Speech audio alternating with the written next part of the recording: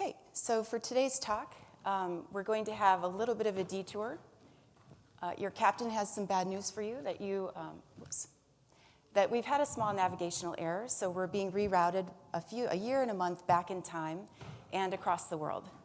So your new life is in Moscow in the balmy spring weather of March 2022.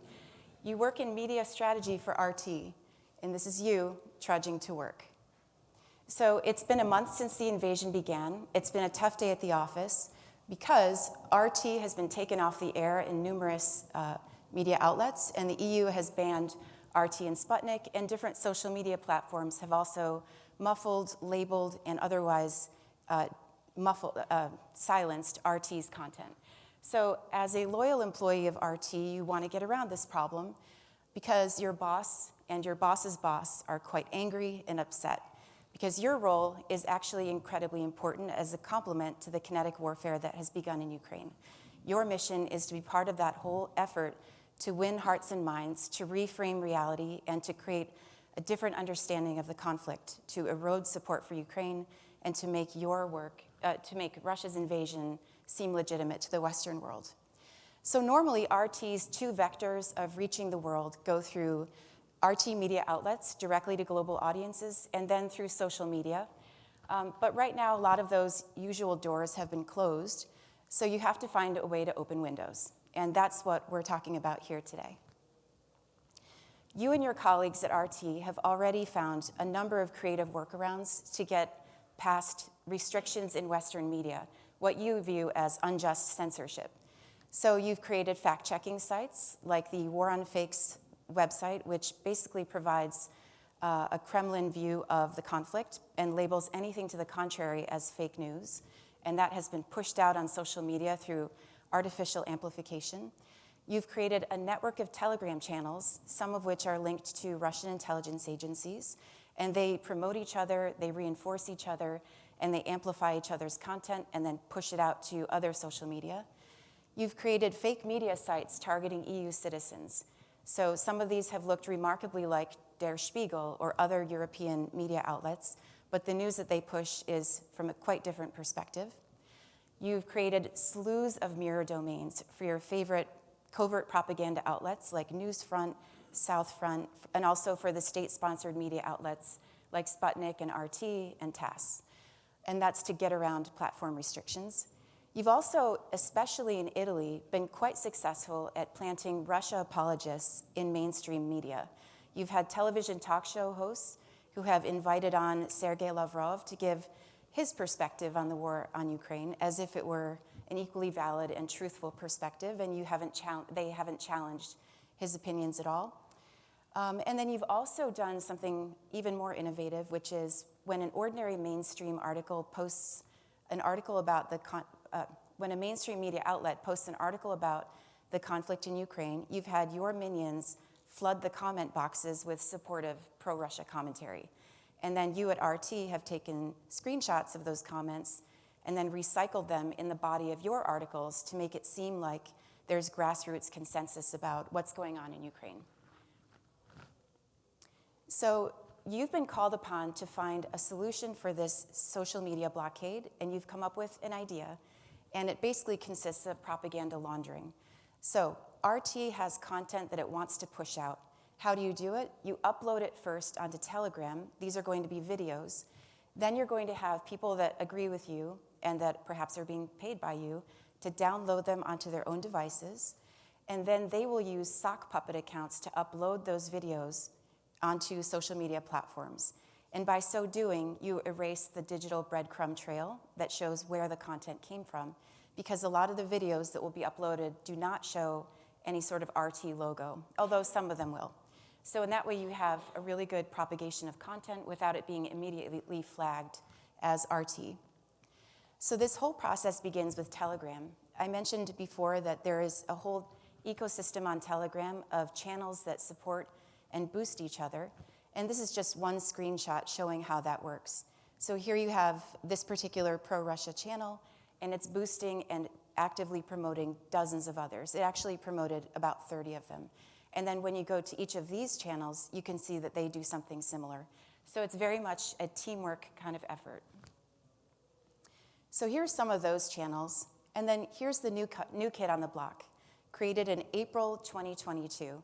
So the title is Videos in Different Languages. The content will be videos that are grassroots, kind of very low-tech interviews with civilians or with Ukrainian military officers. And it will be translated and subtitled into many different languages. So this initiative was first announced in Russian media, not in Western media. Notice the framing, the way that it was presented. This is now being presented as something that the Western world is eagerly awaiting, that we're hoping to get the Russian perspective.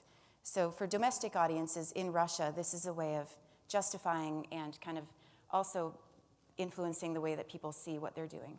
But here's what's really going on. It's not that the West enthusiastically adopted this Telegram channel, it's that it was heavily boosted by artificial programmed activity. So this is the growth chart for the new Telegram channel. In 1 month, they got up to about 38,000 new followers. How did they do that? This shows us how. On the left, you see the other Telegram channels that boosted the new channel. And then on the right, you see the ones that the new channel actually boosted. On the bottom left, we see that there are 400 channels that mention this new RT-sponsored project and 4,000 mentions. So there was a coordinated effort to give traction to this new channel and to get it up and running as quickly as possible. So taking a closer look at who is boosting, we see that the topmost one is actually the Russian embassy in Slovakia. And we'll see the same pattern play out later on the Twitter side, where the embassies are heavily involved. And who else are they boosting? All state-sponsored media. The second one is a Slovak language media channel called Truth Wins. So this one also heavily promotes the new RT project. Who else are they boosting? Oh, top of the line for them is the covert propaganda site Newsfront. So that's who they're boosting and promoting. So we back up a little bit and we see that this is a system where channels that operate through covert means, they're not overtly linked to the Russian government, are heavily pushing covert media propaganda. The embassies are pushing the overt sites, but they're both pushing this new RT project. So it gives us a picture of how the embassies, state-sponsored media, and covert propaganda sites operate hand in glove as a system. And also, another hidden actor in that context will be the Russian intelligence agencies. So the content on the videos essentially consists of flipping the narrative about who are the good guys and who are the bad guys in the conflict in Ukraine. And if you think about it, it's actually incredibly audacious. It's like gaslighting on a major scale. You, as the aggressor, come into another country, violate their sovereignty, and then paint yourself as the hero and paint the victims as, or paint the other opposing force as the aggressors who are fascists, who are unjust, who are hurting their own people, when in fact the story is quite the opposite. So notice all of these civilians are saying that Russia came to help them, that the Ukrainian military was persecuting them or making life difficult for them. So here we'll see one such example of one civilian telling this story.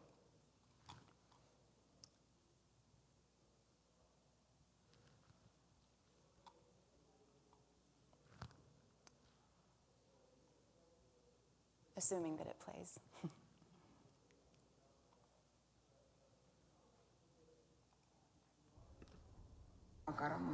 А вот с приходом России в Купинск жизнь наладилась? Вы знаете, да, стало лучше. А что изменилось? Бесплатная Изменилось, медицина была, да. гуманитарки были от России постоянно, от Украины гуманитарку ни разу мы не получили вообще. Детей в школу собирали за сколько лет. Сказали, в школу не надо ничего, как было при Украине. Это надо было собрать ребенка в школу или проще было выйти замуж. То есть...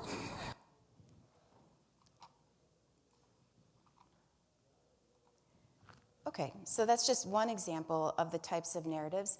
In addition to civilians, they also featured many Ukrainian military officers or ordinary soldiers. This whole video here, well, I'm not going to play it, but that was part of a video where he was essentially saying that his commanders in the Ukrainian military treated their own soldiers terribly, didn't support them, abandoned them in battle. So it paints a very unflattering picture of the Ukrainian military, and that's part of their whole narrative as well. So as part of our research, in the month of September, just to see where this kind of narrative collection is happening, we collected all of the English language posts that featured these, all of the videos, and we found that all of them were in the 4 regions of Ukraine that were later annexed via the false referendum, and 39% of them were in Donetsk. So it's a very strategic, geographically precise effort to make the invasion seem legitimate. Okay, so Telegram is half of the story that we're telling today. It's just the launch pad. The end goal is to reach the wider world via social media and using one specific tool or means, and that is something called CIB. So let's talk about CIB. It stands for Coordinated Inauthentic Behavior, and it's defined as coordinated efforts to manipulate public debate for a strategic goal where fake accounts are central to the operation.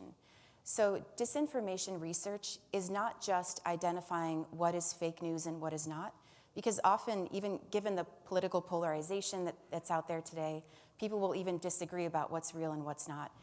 A better way to do it is to focus on inauthentic activity on platform, because oftentimes, if you look at RT, many of the stories that they publish may be factually accurate with a slight exaggeration. But if you step back from the whole, you'll see that they cherry pick negative stories. And so the overall impression that you get is that the United States is going to hell in a handbasket, that there's nothing good here, that democracy is falling apart. And it would be just like if somebody looked at you and said, oh, well, he has all of these negative qualities, but they never mention the positives. So the overall picture that you get is completely distorted. So coordinated authentic behavior allows us to kind of skip over assessing whether everything is true or false, although that is important too, and puts the primary emphasis on looking for deceptive behavior on platform. And that gives us a better picture of how it's being manipulated. So what we're gonna pause and give you kind of a cheat sheet or some tips. These are not exhaustive. These are kind of high-level insights on how to conduct CIB research and how to find evidence of influence operations on a social media platform. So we'll be looking at these 4 assessment categories. And if you want to take pictures of any of these slides, feel free. Okay, so the first step is to look for any evidence that a particular profile or account that you're suspicious about may be connected to a previously known and reported disinformation campaign. So it may be that the account was part of a larger network, but it's still up. It could be that the domain is a phishing domain or is a known propaganda domain. It could be the content or the messaging. So there's a lot to be learned just by doing that lit review up front and seeing what other researchers have found. Next is looking for signs of coordination. So this could take the form of content, that the identical content is being pushed out at the same time, hashtags, posting syntaxes, messaging that supports geopolitical goals in a very, very focused way that would be unlikely to be found in an organic user.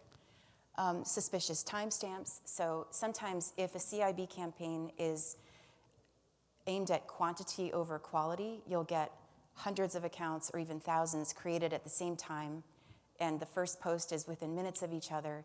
And those are throwaway accounts. They don't care if those are found because that's easier to detect. Other times it might be a little bit more subtle. Another thing to look for are suspicious connections, and we're going to see that here with the accounts that are part of this particular network. Another CIB indicator would be inauthenticity in the profiles themselves. So not just how they coordinate with other profiles, but what they look like within themselves. So it could be that the profile picture is fake. I think we're going to see a lot more use of AI to generate believable-looking profile pictures. Stolen profile pictures that could come from a hapless VK user or even from porn sites. A lot of times it can come from anywhere. The volume and timing of posts. So if it seems that this person does nothing but eat, sleep, breathe, and tweet, it's probably not one user. It's probably a team. If it's 100% political, some people are 100% political in what they post, but if it seems combined with other indicators that they are systematically pushing a message and there's no personal content at all, and the language style perhaps doesn't match their supposed identity, those could be red flags to add to your cluster. For example, when we do China research, a lot of times influence operations out of China will use vocabulary that wouldn't be common for the average American user.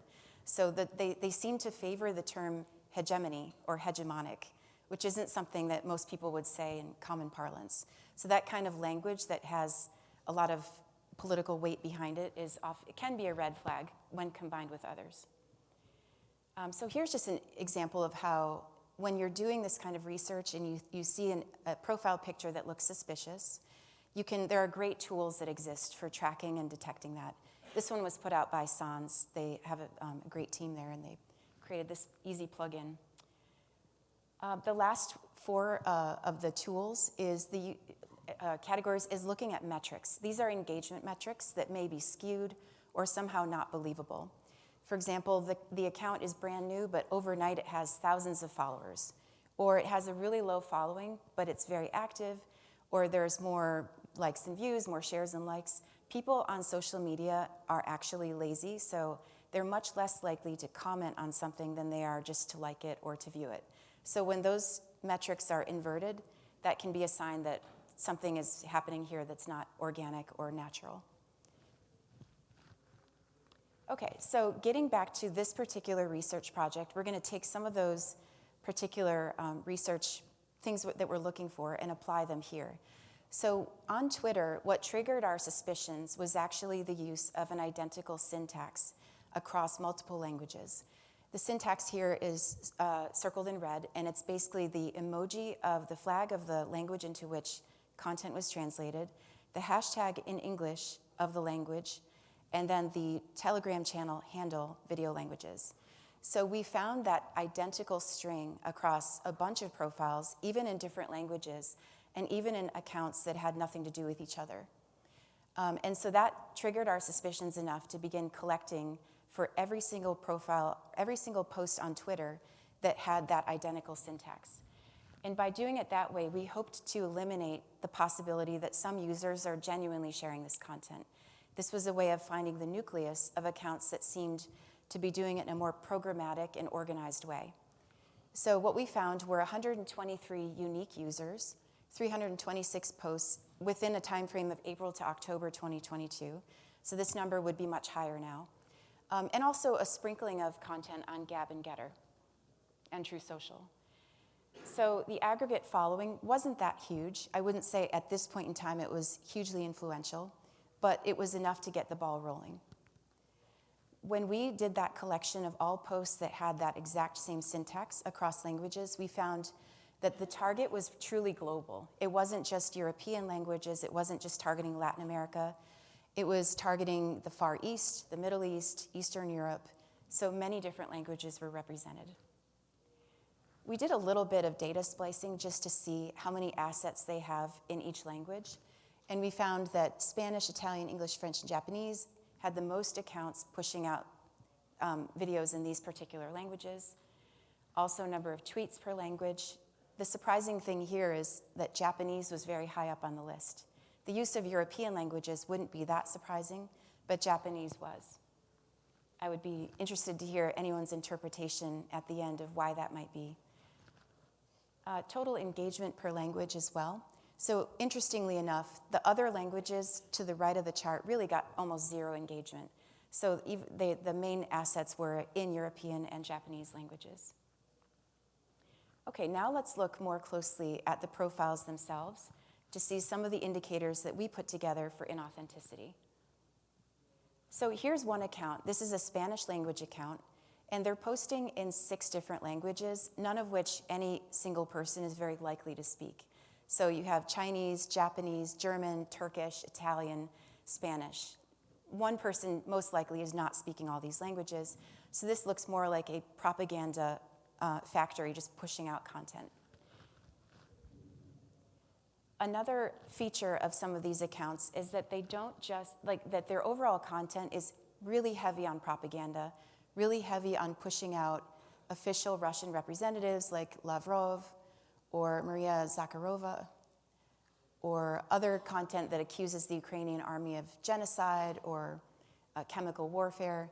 So all of this content was part of that picture. Here's an interesting account.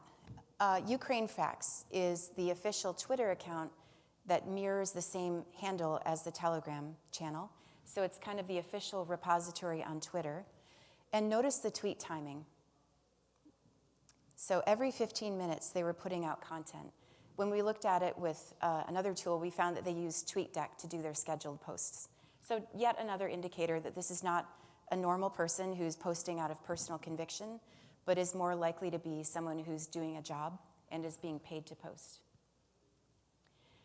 When we collected those 123 unique users, we also noticed that very, very few of them had human faces as their profile pictures.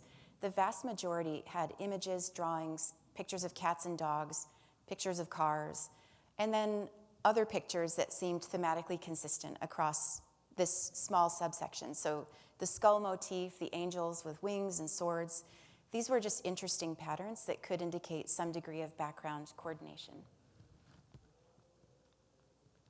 Okay, pop quiz time. We also used deepfake detection software to see what the naked eye can't see for the few profiles that did have human faces as their images. So the lettering got a little bit messed up, but how many of you would say that letter A is the deepfake? Please feel free to raise your hand. How about letter B, next one over? Letter C, and D.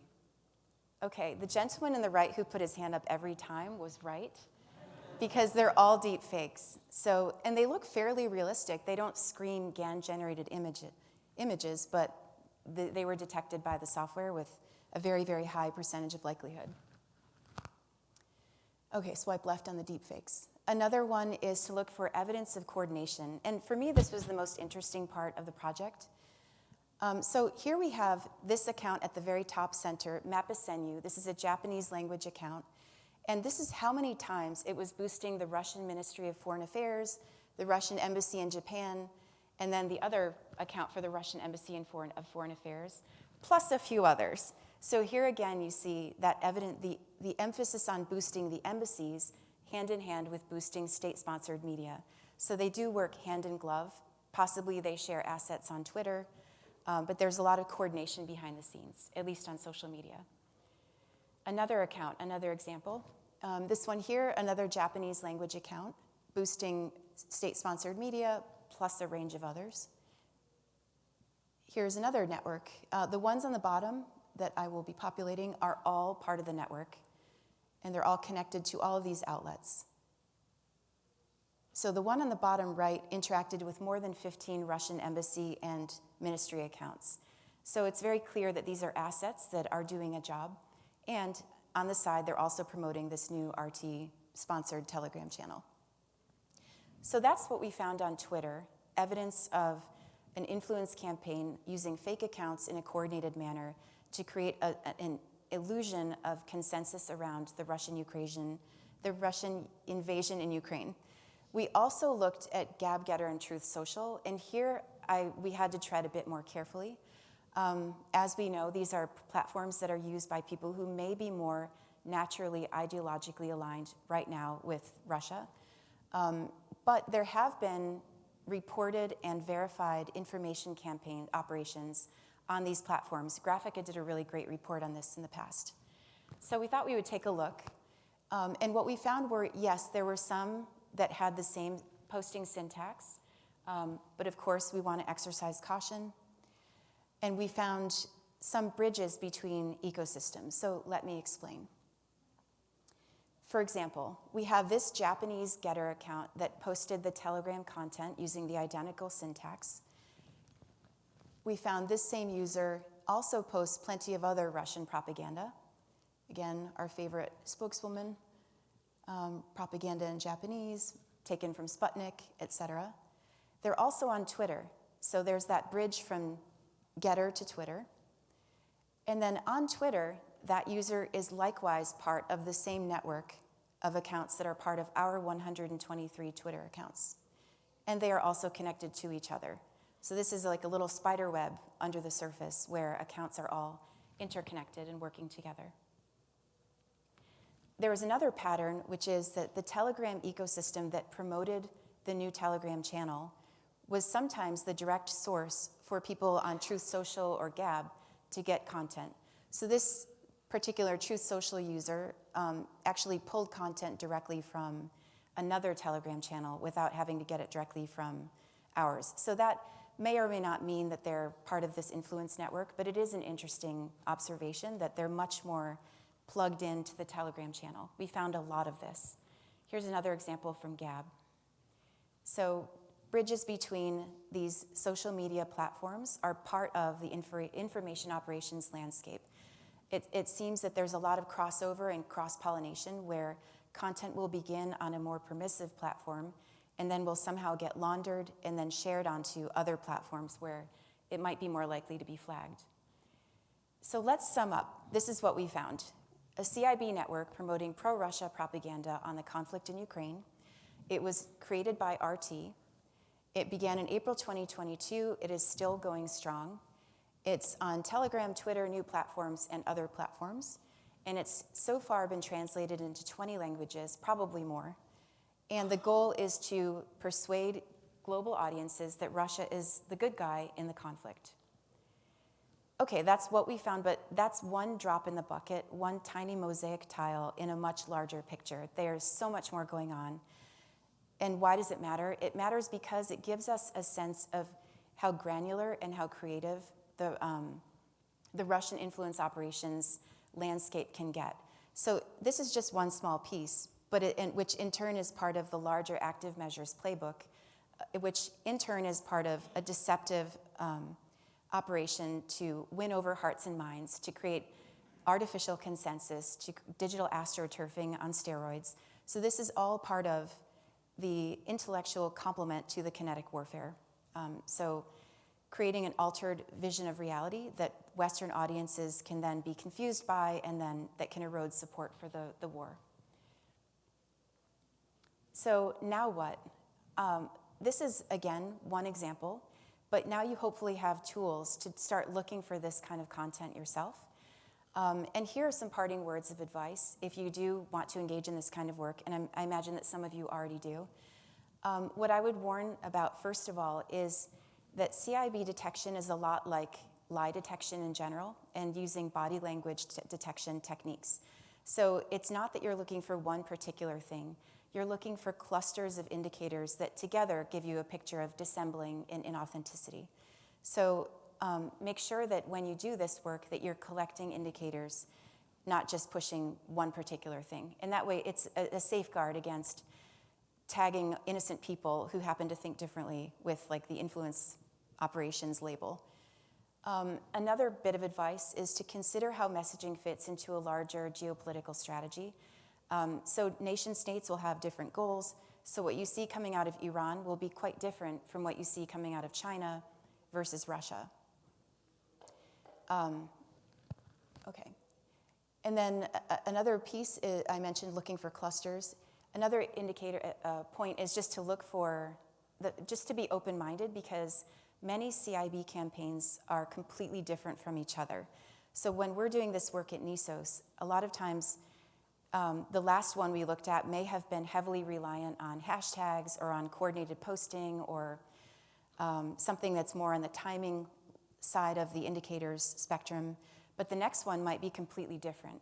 So you have to keep an open mind because this is an ever-evolving tactic, and I think that actors who are doing this kind of work are very aware of the research that's calling them out and are adapting their strategies in response. And actually, I do think that AI-generated AI technologies will give them an edge in the future, especially insofar as even with ChatGPT, like creating convincing English language content, I'm sure it would help them because right now, one of the giveaways is often the quality of the English.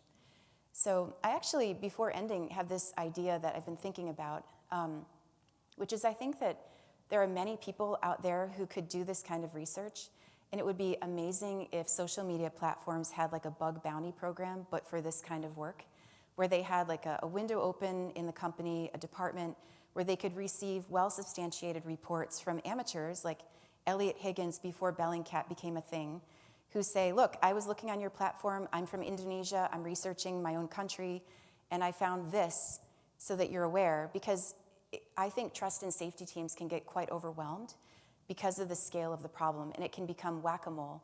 And even if you have 100 vendors that are doing the work, none of those vendors will have the in-depth geopolitical knowledge, country knowledge of someone who lives in that country and who lives and breathes the media of that country every day. So that's kind of my crazy idea. I don't know how much platforms would actually welcome that, but I do want to put that out there because I think if researchers could get rewarded by platforms for doing good work, it could be a way to democratize the research and extend the reach and make it more possible to track bad actors. Okay, so one last thing is that we are actually going to be leaving Moscow soon, but let's go back to you and your alternate life. October 2022, beautiful fall weather. You're feeling vindicated. Why? Because some company called Nisos did a report about your wonderful initiative and seemingly praised it as a successful and effective way to get around sanctions. So you're feeling quite pleased with yourself and ready for a promotion at your company, and you made sure your bosses saw it by publishing an article for it on RT. So anyway, I'm open to any questions or comments, especially from other researchers who might have other insights to share. If you have any questions, you can step up to the mic. Yeah. Hello. Yeah, thank you so much. It's very interesting stuff. I'm curious about the timing of things you showed us. For example, the account that's posting every 15 minutes on the dot. In your experience, is this more of a constant drum, or is there a deliberate effort to time the bumps of this media with specific activity, for example, on the ground in the conflict? Okay, there are two sides to that. I think that the timing push on Telegram was super strategic and coordinated, and that was a big push. On Twitter, it seemed much more haphazard, and I didn't observe any kind of special push, except for the use of videos targeting those 4 regions of Ukraine, which I think September was just prior to the fake referendum. So, but that could also be that that's where the conflict is happening, so that's why they targeted those areas. Yep. Cool, super, thank you. Sure. Hi, over here. Yeah. Oh, sorry. Sorry, I have no voice left. But, Okay. I was just curious about work. Once you identify a CIB, you publish a report. What's the work like with platforms to potentially remove the accounts, take down these networks? Is it open? Is there questions around censorship, maybe depending on if the account is fake or amplifying messages or not? How do you work with Twitter, Telegram, or these kinds of platforms to potentially prevent this from continuing, or do they just keep on going?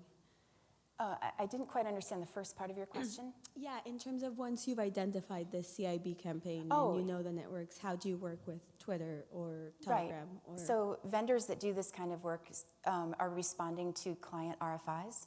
So we're giving them information that they've requested. So a lot of times they'll say, please go look, and what can you find on this particular topic? And then we submit our report, and then they can action it from there. So if you look at DFR Lab or other companies that partner with platforms, that's how that works. The bug bounty idea was more of a creative idea. I don't know if anyone would ever do that, but I think it would be pretty cool. Yes. So, do you have any sense or a way to measure how effective their propaganda is? I know initially it was quite clunky and quite easy to detect, but is it really having an impact? So if you believe what was leaked on Discord, that recent leak of Russian intelligence documents, they claimed that less than 1% of all of their on-platform assets across multiple social media platforms have been detected. So whether or not that's true, it's hard to know, but the claim is there on their side that they're doing a tremendous amount of work that is yet undetected. On my side, I find it difficult to make an overall assessment. I'm a researcher and I do the tactical research, but I don't have a godlike view of everything that's happening on all platforms. Any other questions? How many of you do disinformation research as well? Okay, so, all right. Well, if there are no further questions, I think we can end here. Thank you very much.